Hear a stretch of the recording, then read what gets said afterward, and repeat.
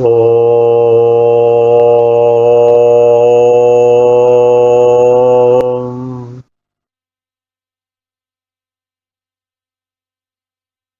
Today we are going to talk about a very interesting but practical topic about the art of problem solving.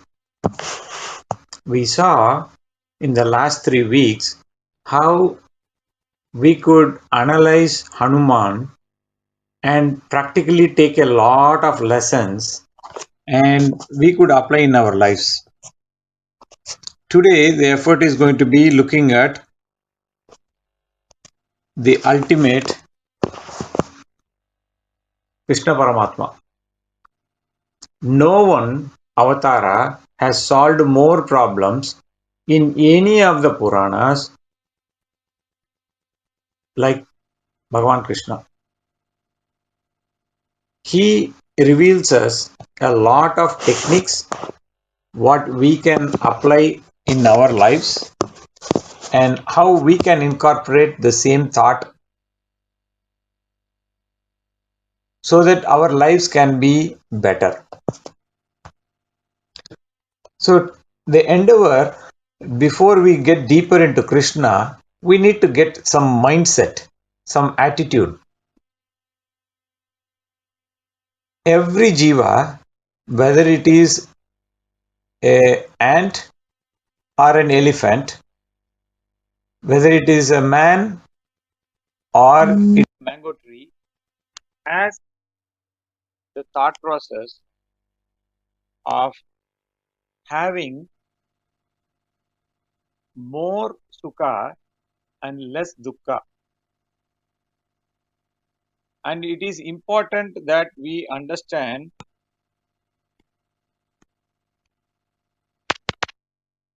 the importance of sukha. How do we understand and maximize sukha? Because perception of sukha is also different for different gunas. A drunkard is going to. Sachin, I'm just sorry. Your voice is very low. Sorry. Okay, 1 second.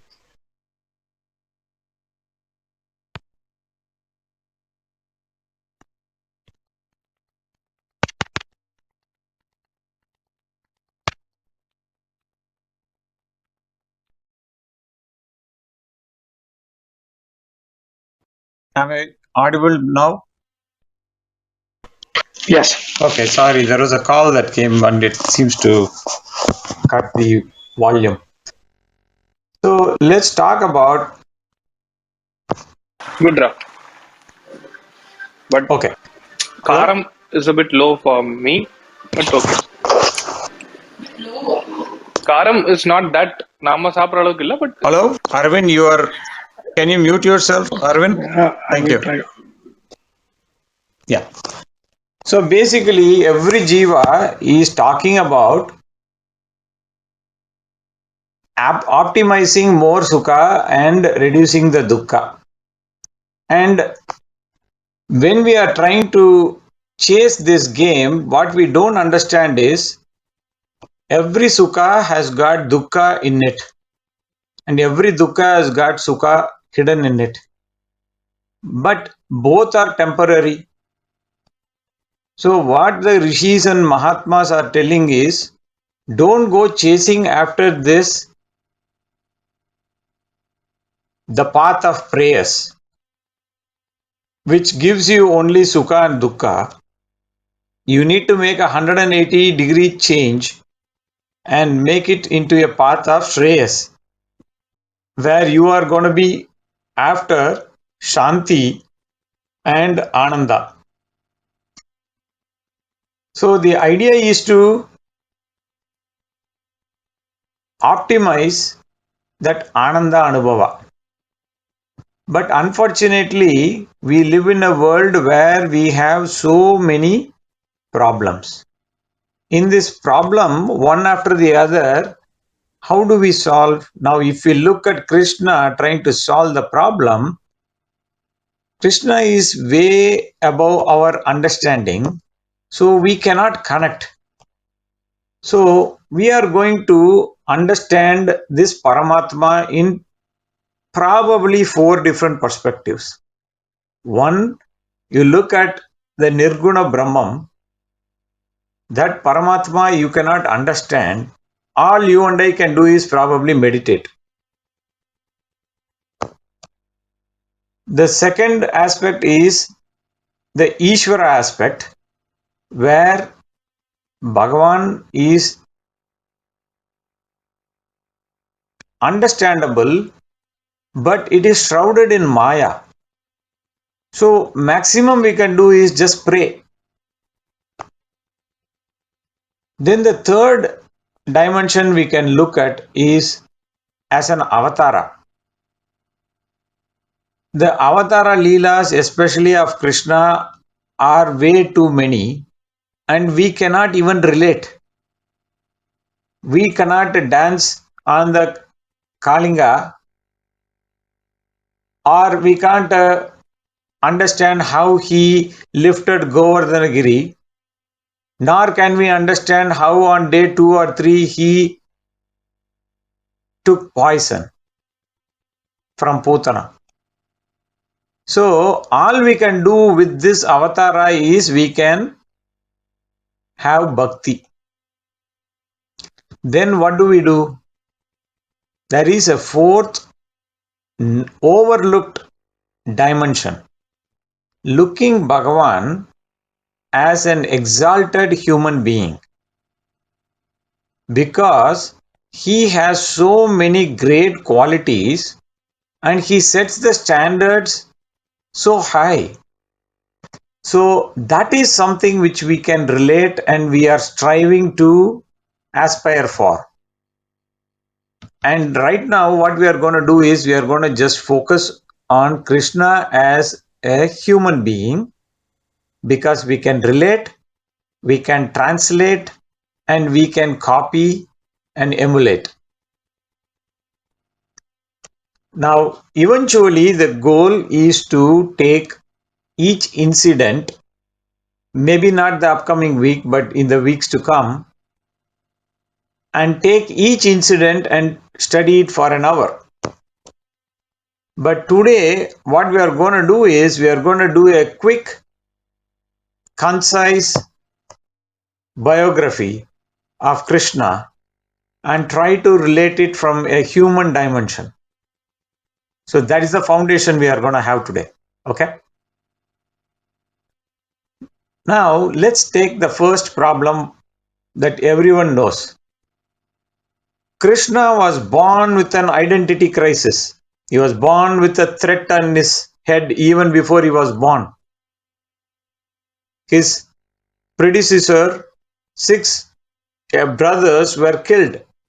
The 7th one eluded in the form of Balarama, but Krishna's life began as a crisis. So Vasudeva and Devaki tried to understand this threat, and they tried to switch the baby with Nanda and Yashoda. Only Nanda knew that, Yashoda never knew that. Though Vasudeva and Devaki were pining for Krishna and his safety, Nanda and Yashoda did not spare one bit of love. If you see Yashoda, she is able to tie the Supreme Parabrahman with her bhakti. So there was a issue once he was growing up in the village. Then suddenly one day Akrura comes and says, Krishna belongs to Mathura, not Gokula or Vrindavan. Again, an identity crisis.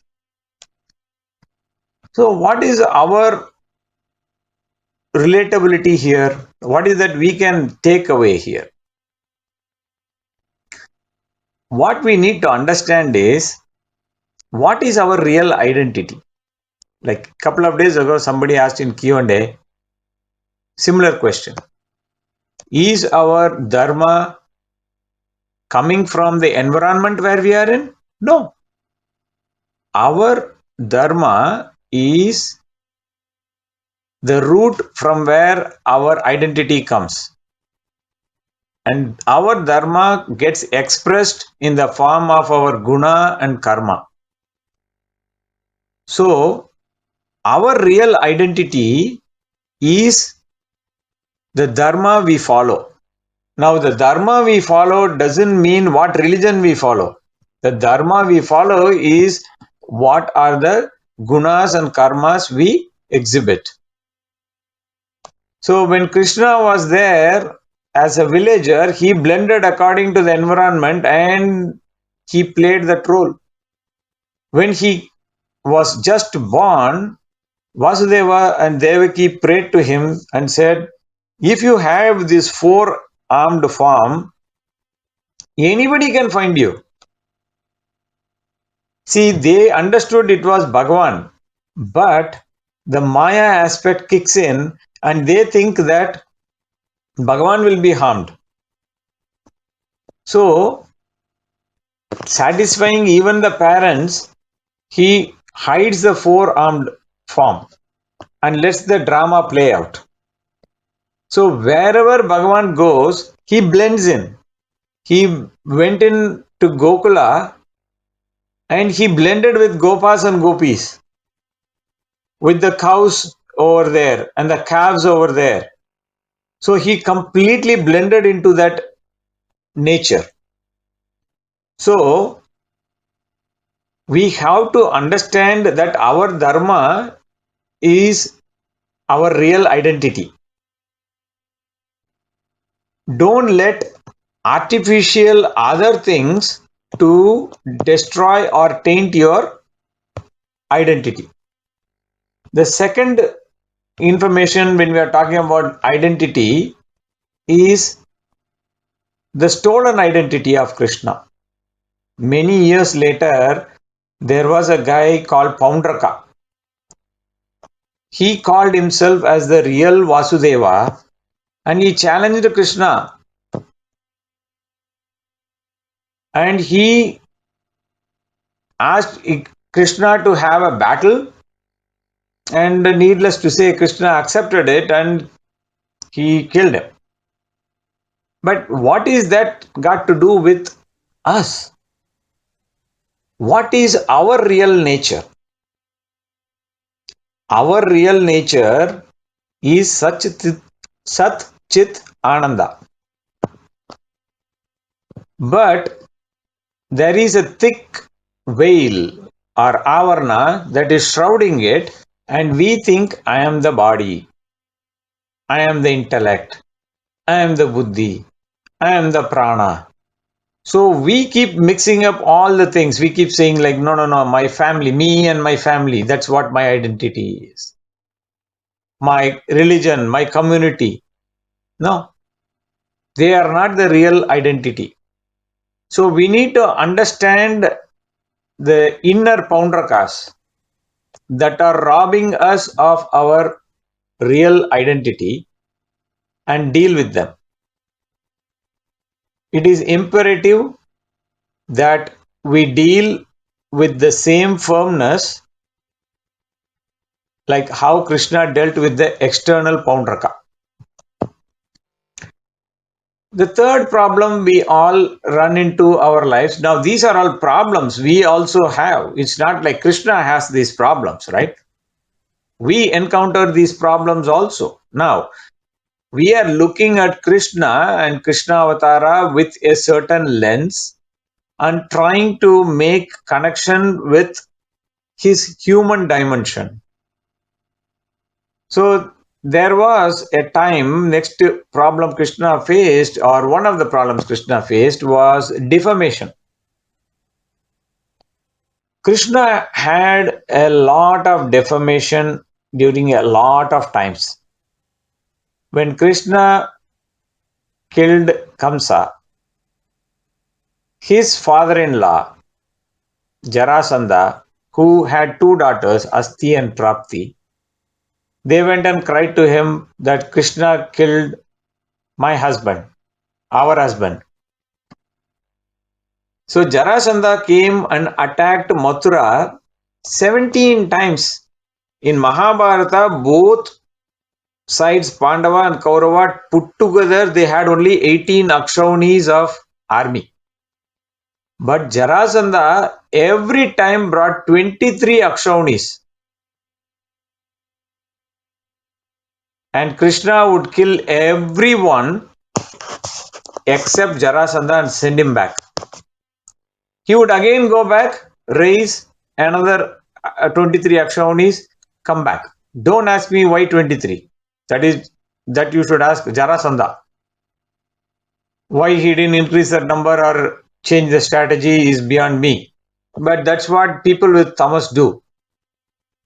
On the 18th time when Krishna found that Jarasandha was about to attack him, he changed the strategy. He created Dwaraka. He took his entire population from Mathura away and he did a drama to fool Jarasandha and left the battlefield. So Jarasandha thought, you know what? This fellow ran from the battlefield, so I will call him Ranchor.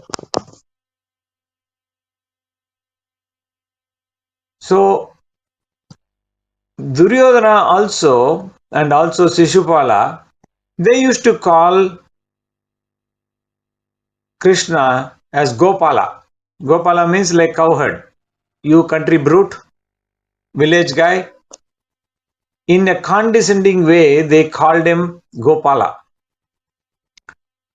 Same way, during the Samantakamani episode also, lot of deliberate rumors were spread by the owners of Samantakamani, whoever was owning it,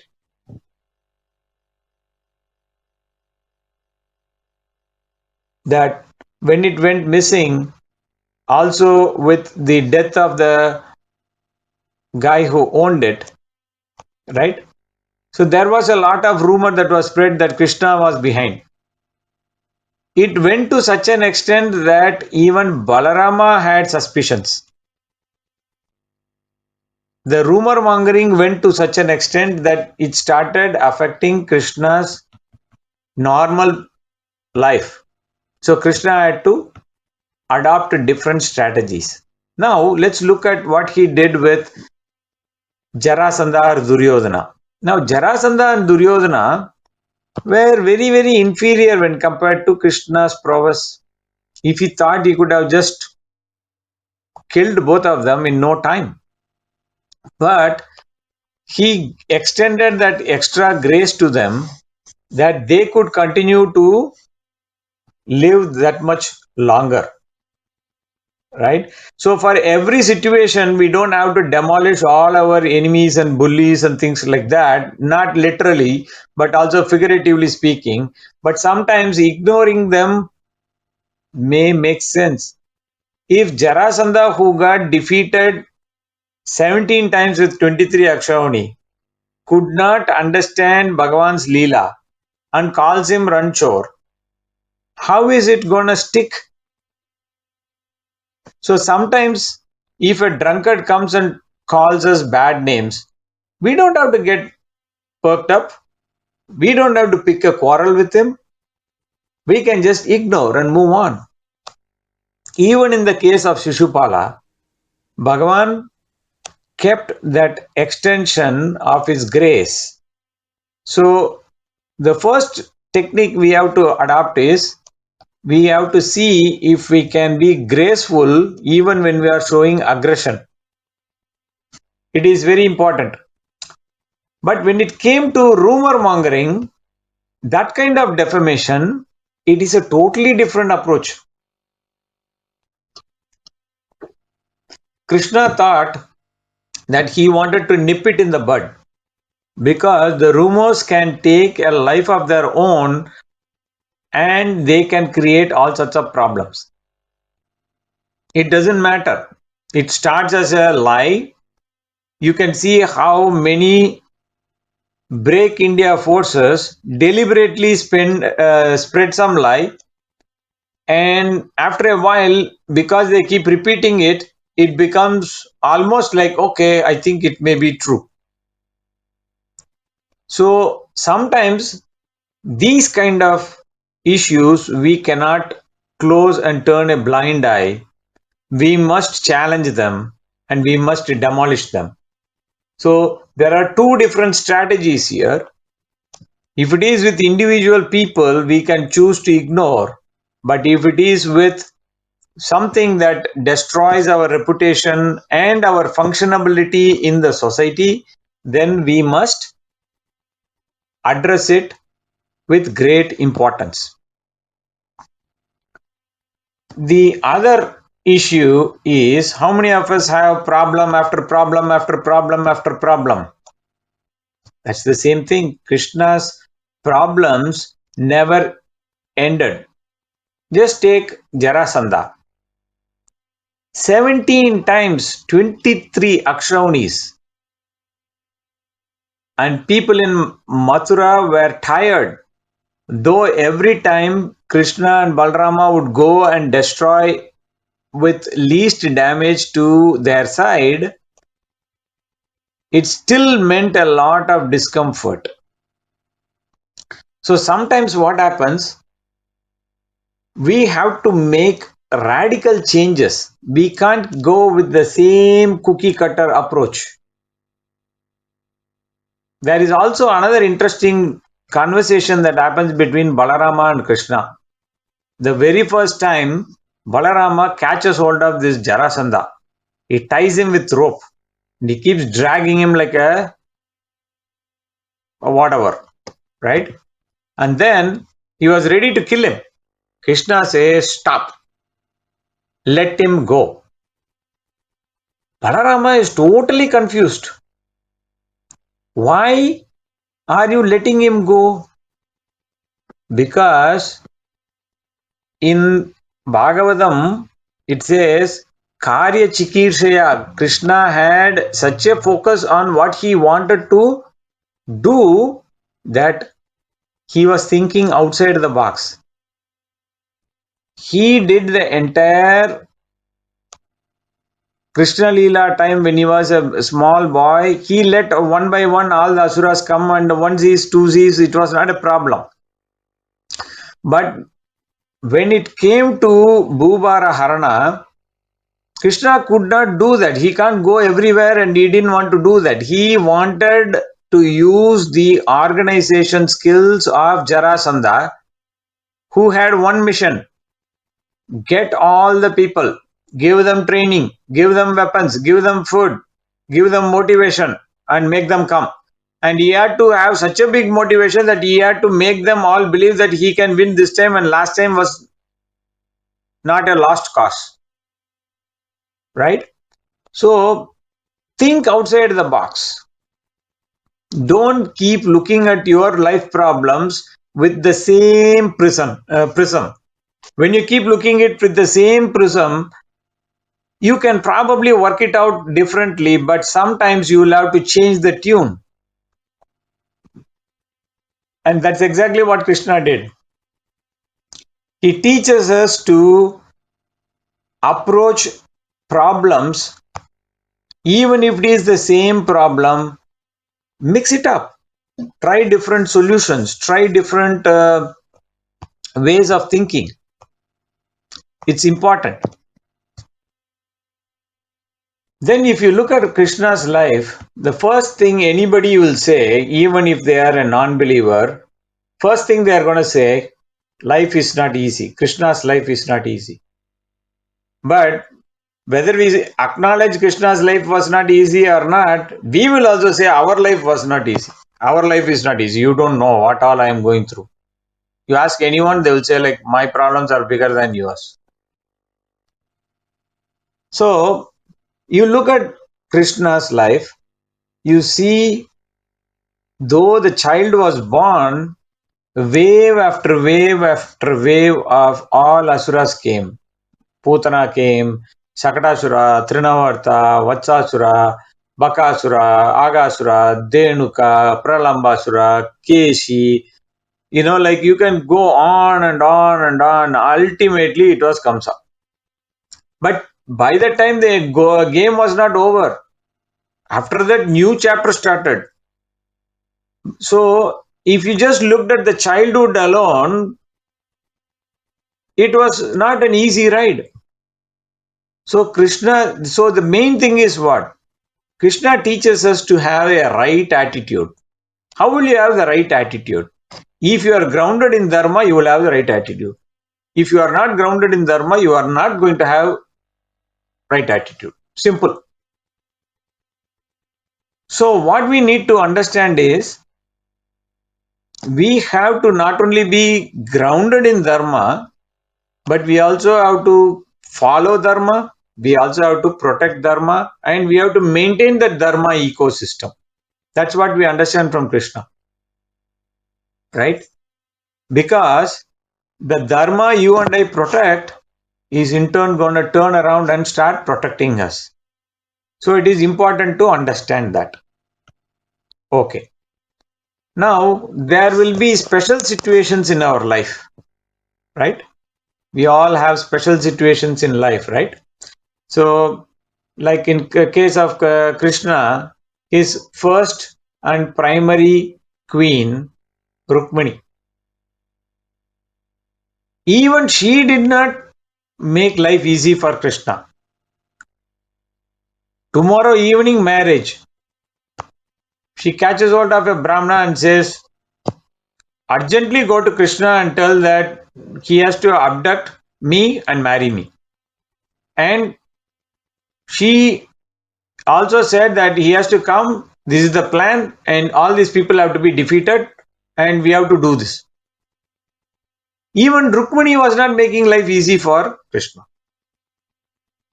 Now, I am probably talking more from a Krishna Bhakta's point of view, but you have to also understand that even Rukmini did not honestly make life easier. She didn't send the message 1 week before.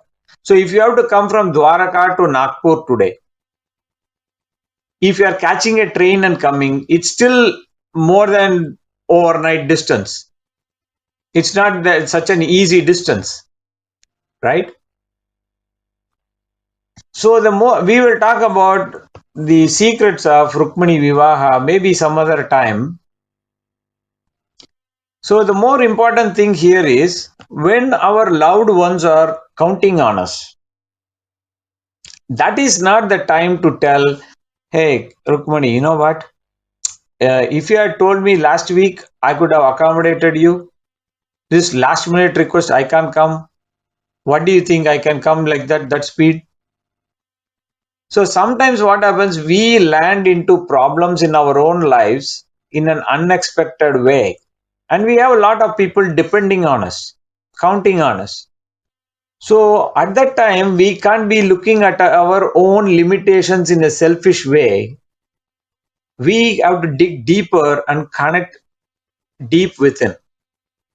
How many times you look at the paper and things like that, you read articles like there was a child or somebody on the road and there is a truck coming and then suddenly somebody ran faster than the truck and saved the child or something like that.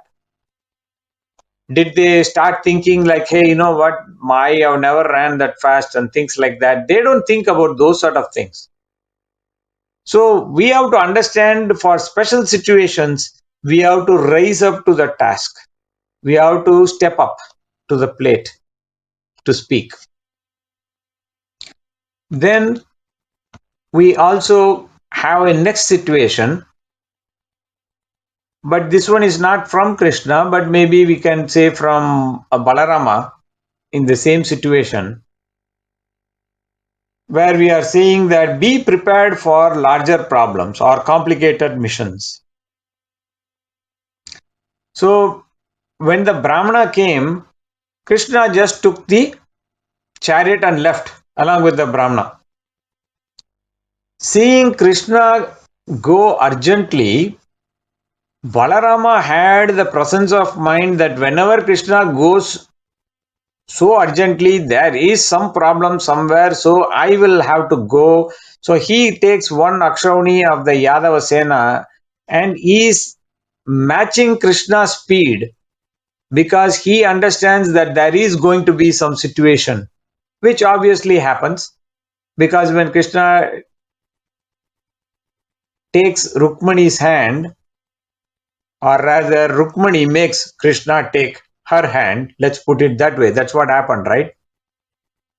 So what happens is there was a lot of fight, and it was Balarama's presence of mind to be prepared for that uneventful uh, day or that event.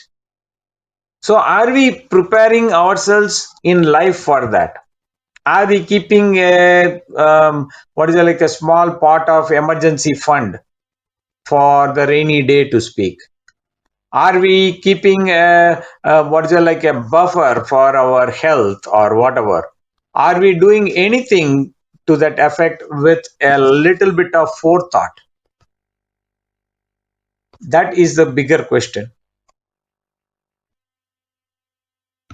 Then, if you ask any average person, what is the first thing they are going to say?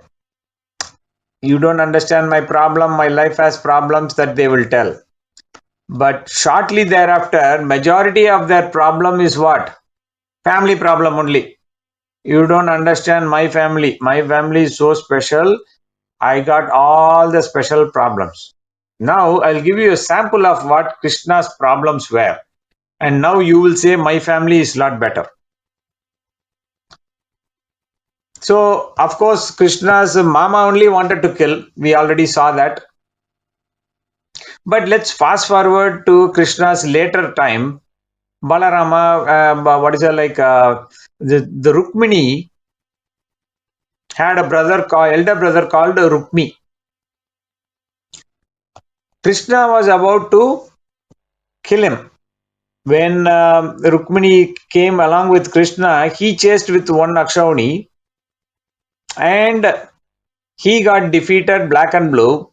Krishna tied him with ropes and Rukmini fell at his feet and said, please forgive him. He's after all my brother. So he said, okay. Meanwhile, Balrama came there and he started giving big lecture. He told Krishna, you don't have any shame. You are about to kill your own brother-in-law. What kind of person are you? Then he looked at Rukmini. Don't worry, Rukmini. He's not that bad. I think the situation got a bit heated up. That's why. And then he kept back and forth, back and forth, back and forth. But the funny thing was, many years later, in a wedding of Pradyumna's son, guess what happened? There was, just like in typical Indian marriages, there is some sort of loud discussions, and that was because Rukmi was cheating in the game of dice. The only dice game we know about is Yudhishthira, right? But this dice game also is giving us the same lesson that it's not a good idea even to play in jest. And Balrama was, as usual, short tempered and he gave one blow and Rukmi died on the spot. Now imagine Krishna cannot go and tell Balrama, yes man, you started what I mean, you completed what I started, right? I wanted to kill this fellow like 20, 25 years ago, but you did it. Good job, buddy. He can't tell that to Balrama. He can't go and tell Rukmini that, hey, you know what Balrama did was wrong. So he is in a kind of like a fix. He can't tell anything to Rukmini. He can't tell anything to Balrama. It's such an awkward thing. Same way, Balarama wanted to give Subhadra in marriage to Duryodhana. But Krishna did some googly and he got Arjuna married to Subhadra. Balarama was not easy to let go. Balarama wanted to join Duryodhana's side and fight for him. But because Duryodhana made the mistake of going straight to Krishna, and Krishna already took a side, though he said, I am not going to fight, he took the side of Pandavas. Balarama did not have the guts to fight against Krishna. He said, no, I'll go Kshetrada. I'll go to different Kshetras. We are talking about family problems here, just in case we are feeling lost. Same way we find Naragasura. Again, he had to use Satyavama and keep her as the charioteer, and he was also eliminated. Samba, who was Jambavati's son, was always a problem child, always created all sorts of problem. Now, this fellow, what he did, he went to Hastinapura. He married Duryodhana's daughter Lakshmana. And then Balarama had to go and they caught hold of him because he was not that strong or whatever, right? And then Balarama had to go and change the course of Yamuna to show that he will put his iron fist down. He created so many problems. The same Samba later on drew the curse of destruction for all Yadavas when he dressed like a pregnant lady and mocked the rishis, saying that what kind of child he will have.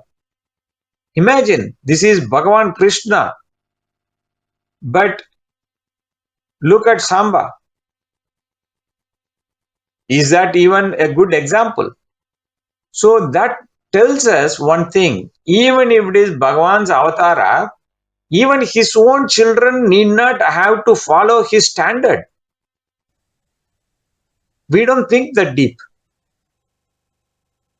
Same way, Aniruddha, who was Pradyumna's son, who was born to Krishna and Rukmani, he gets abducted by Banasura's daughter, Usha. And this guy goes and settles in Usha's quarters. And they are happily living as husband and wife. One day Banasura comes and says, like, who is this guy living in my daughter's quarters, right? And then Krishna had to mount a rescue mission.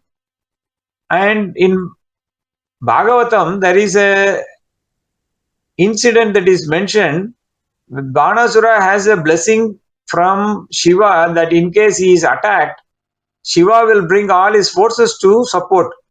Now, Krishna has to fight even Shiva because his stupidity of Aniruddha. He should have had enough brain, right? Now, I don't want to stay here. He should have created some racket, right? But he said, like, okay, I got a girl, I will settle down here. No, I know that he sounds desperate, but Aniruddha was not that desperate, okay? Unlike some of our guys of today. So, what is the takeaway? All these problems, what is the problem? All these family problems, the biggest problem in our life will always come from people closest to us. People who have connection to our heart are the ones who are capable of ripping it. And eventually that love will turn into hate or anger or extreme sorrow because of our attachment. So it is imperative when dealing with our near and dear, it is all the more important that we keep the dharmic lens on hand and also blend it with deep compassion, deep love, and try to be not overly biased, because it is this bias that morphs into anger. So we see in newspaper and things like that, right? The girl he loved for 1 year, and then the girl said, "No, I'm going to go married with a better guy because this guy is really dummy. He proved it 1 year." And then this guy comes back and puts acid on the girl or something like that. We hear all these horrible stories, right? So basically, what happens is the ones near and dear can be the problem, and the way we can get out of this mess is by developing a taste for dharma. How do we understand dharma? We understand dharma by regular satsanga, by periodically studying our shastras. By doing that, we insulate ourselves from the constant pressures of our desires and vasanas. So, what desire does is it's like a short circuit, and it can destroy ourselves.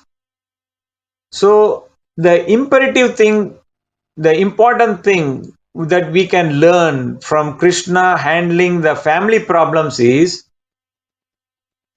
the emphasis on dharma. Let's not forget that. Then let's look at Pandavas. If you look at Pandavas with 100% Krishna Bhakti, you will get really frustrated. You will say, like, these guys are giving so many problems to my Bhagavan.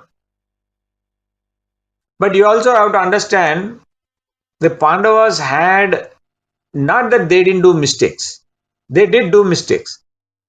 But despite all the mistakes, what they did was they wanted to always try to follow Dharma to the best of their understanding.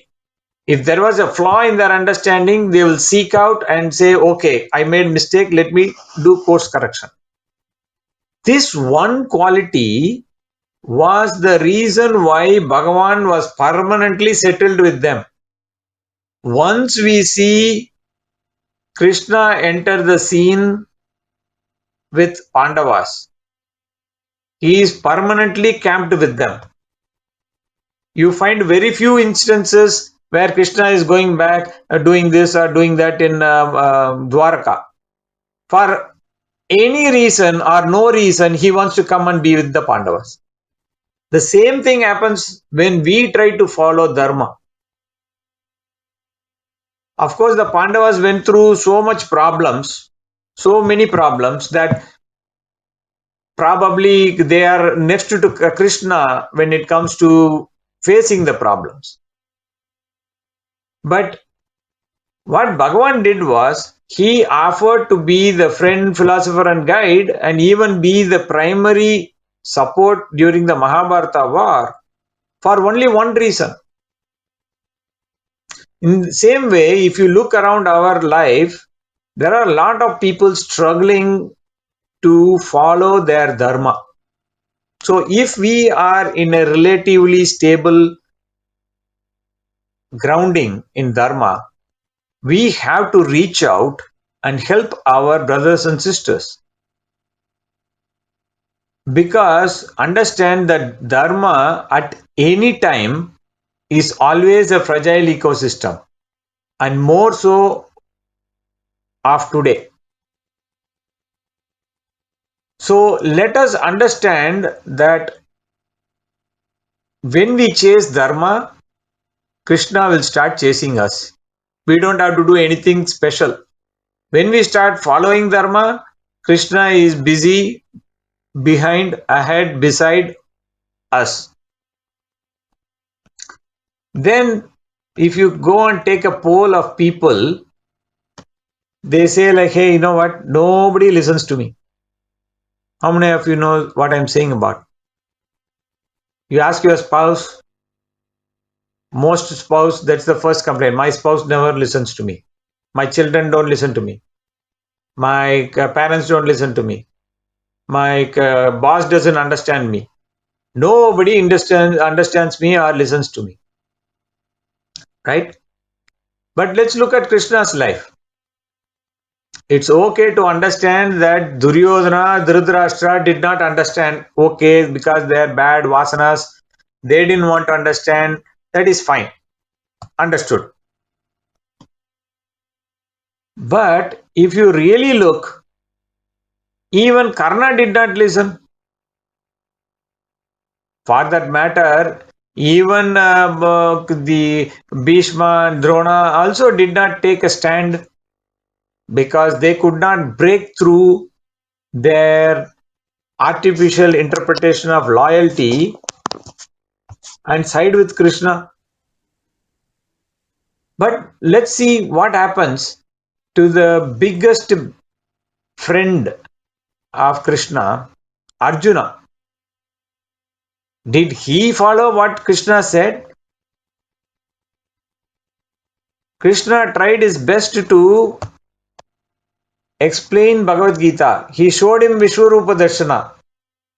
When day 3 comes, our guy is already reverse gear. He is thinking, you know what?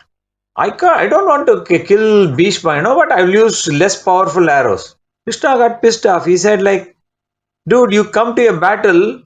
You are not doing a drama here. It's life or death. He said, like, if you don't want to kill, I will kill Bhishma. And this incident happened a couple of times.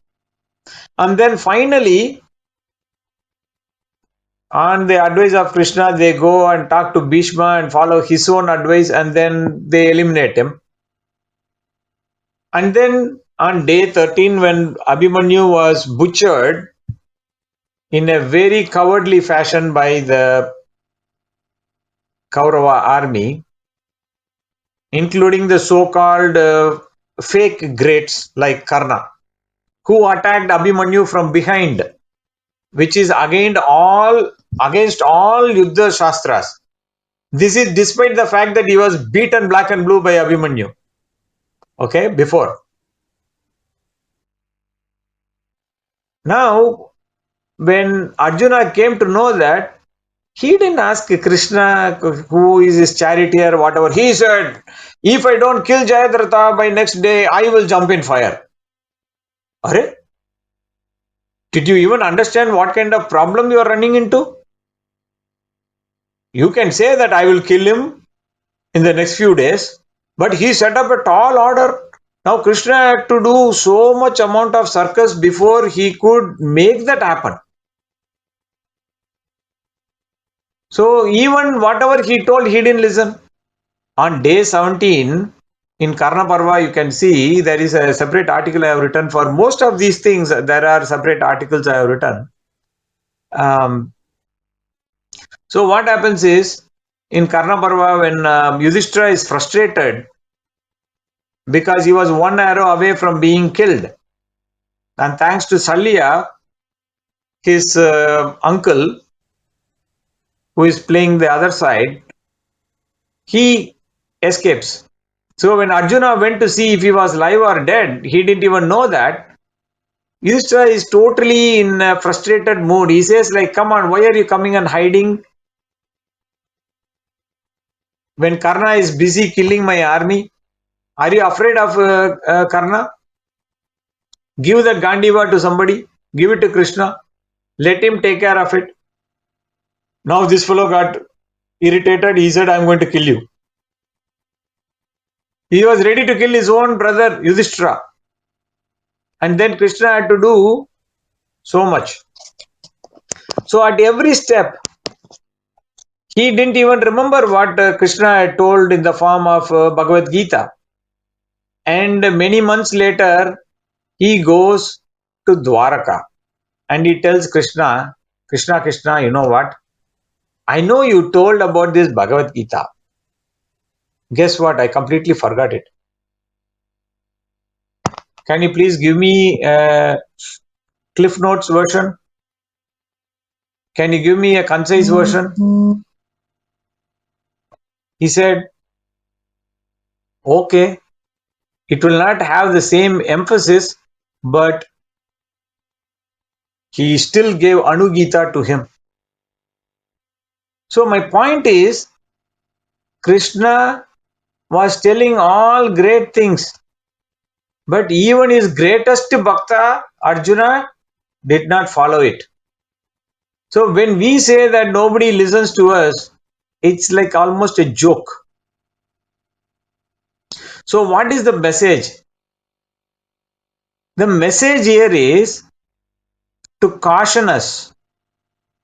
If Arjuna is under the spell of vasanas, that despite seeing the Vishwarupa darshan, he goes back to the vasana pressure, then what is our position?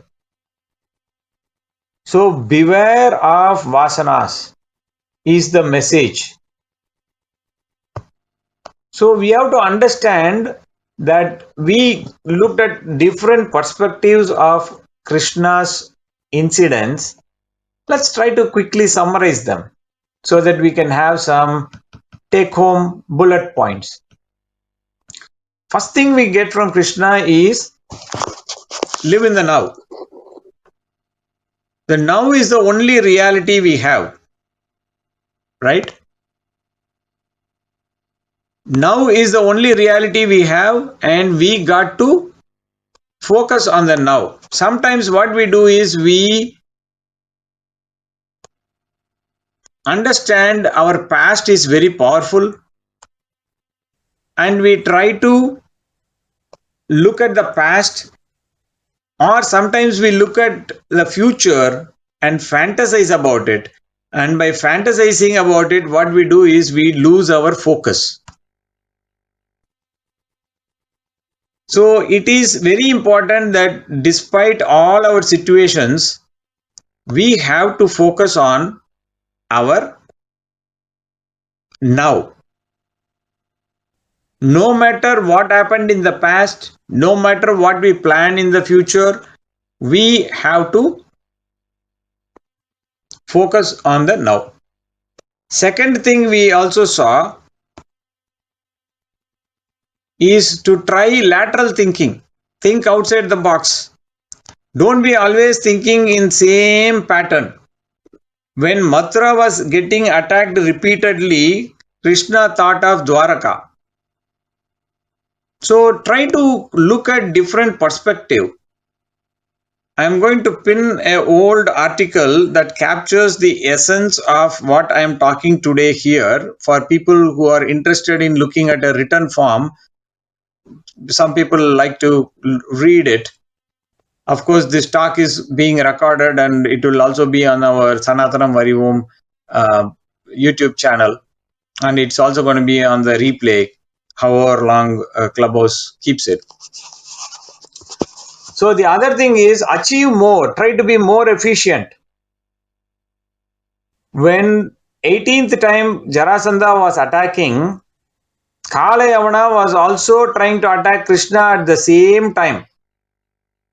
And Krishna also had resolved to bless Muchukunda, his Bhakta, at the same time. Guess what happened?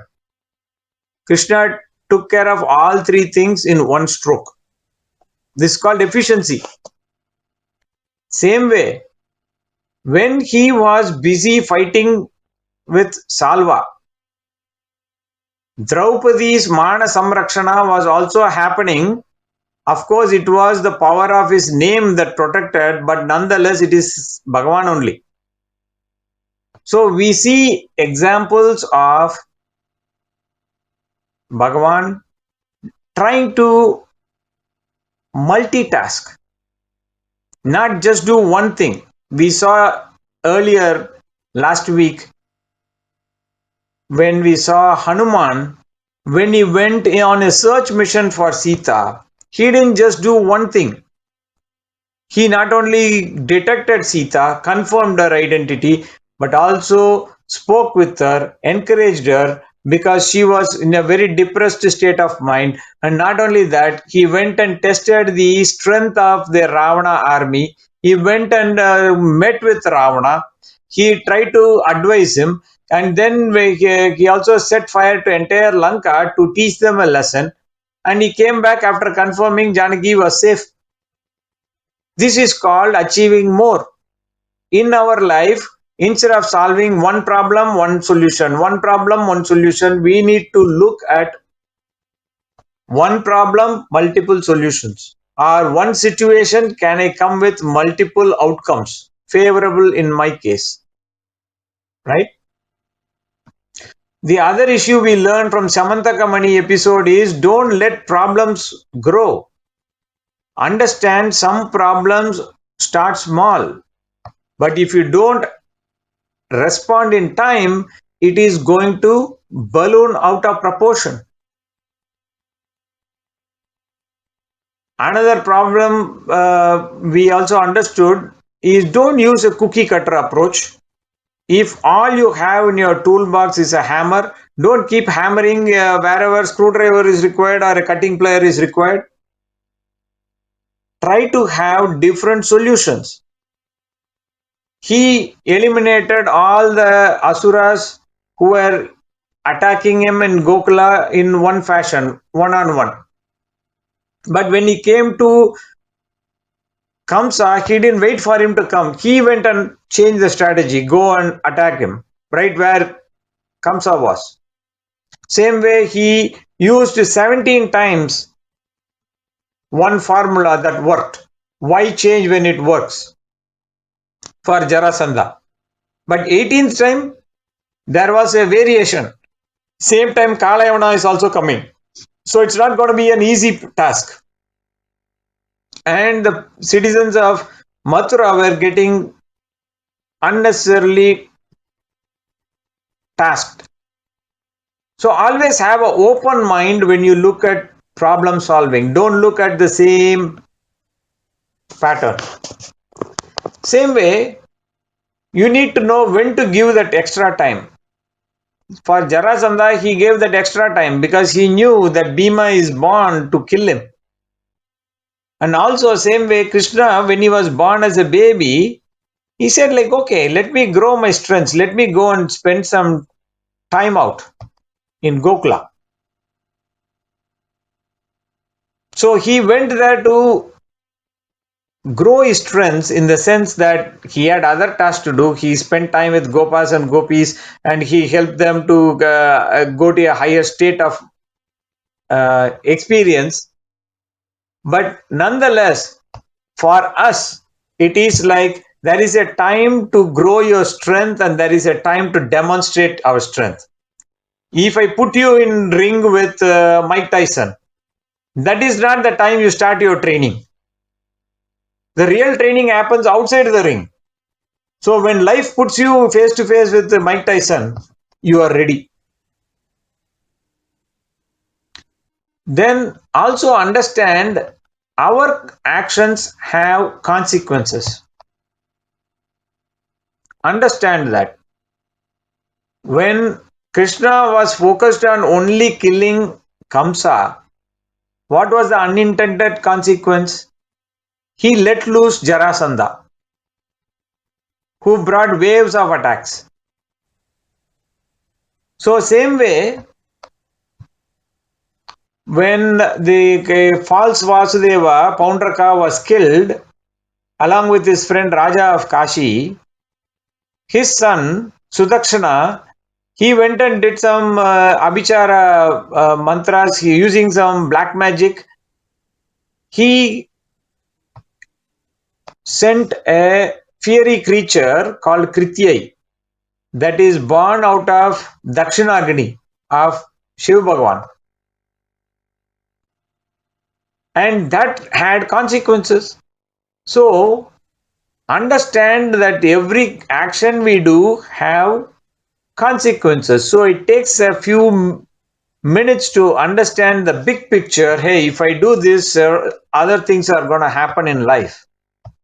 And that will give us a perspective of how to handle our problems in a better way. The last point for today will be focus on relationships. As soon as Krishna came to Mathura, he sent two people on a mission and he knew the right people to send where. That is another lesson, but that's for another time. We will talk about all these problems in depth at a later time. But today we are seeing a very high level overview of how to use Krishna as an example for solving our life problems. So he sent Akrura on a special mission to Hastinapura so that the Pandavas, Kunti, can be comforted. He sent Uddhava to Vrindavan because after that he never went back to Vrindavan. He did see the gopis and gopikas much later. That's what Bhagavatam says. Many, many years later. For some festival they gather and then Krishna goes and things like that. But he never goes back to Vrindavan. So to console the gopikas who were his highest bhaktas,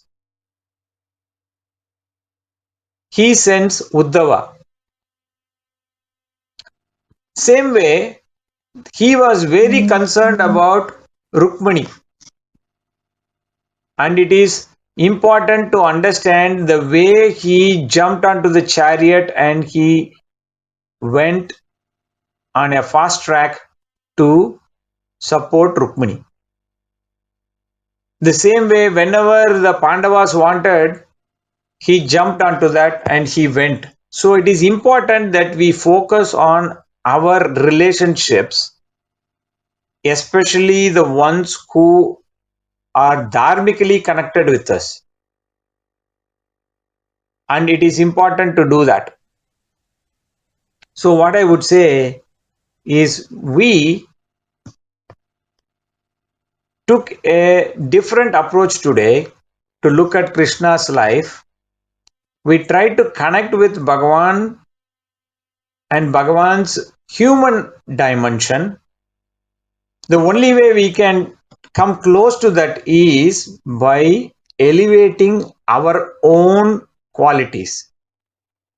At present, we may be underground when compared to all these great qualities Krishna is exhibiting as a human being, but we have to make a lot of effort to cultivate dharmic qualities so we can come closer to Bhagavan's level. And once we come to the human dimension of Bhagavan, that is like reaching Bhagavan's feet. Because we can't reach Bhagavan's Nirguna Brahma or Saguna Brahma or Avatara dimensions at all. But now, since we did a lot of Purushartha to come to Bhagavan's feet, we know that we are secure.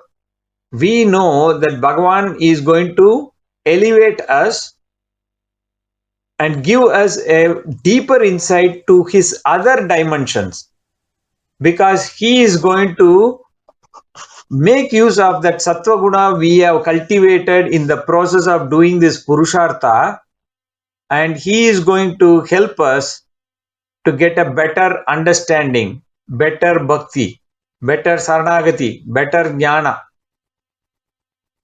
So let us think and chant the name of the Bhagavan as we close it.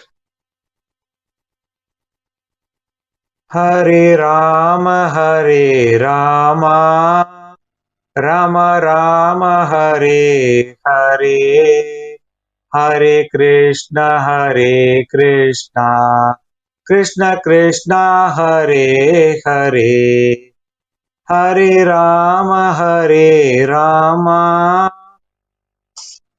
Jai Shri Ram, Hare Krishna. With that, we come to the close of this session. If you have any questions, thoughts, comments, feedback, please feel free to come up and share with all of us. I take this opportunity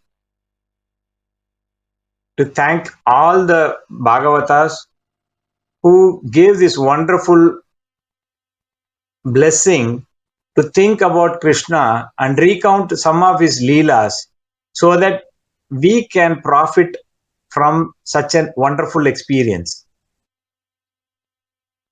Thank you once again. Jai Shri Ram, Jai Shri Krishna. Jai Shri Krishna. Thank you.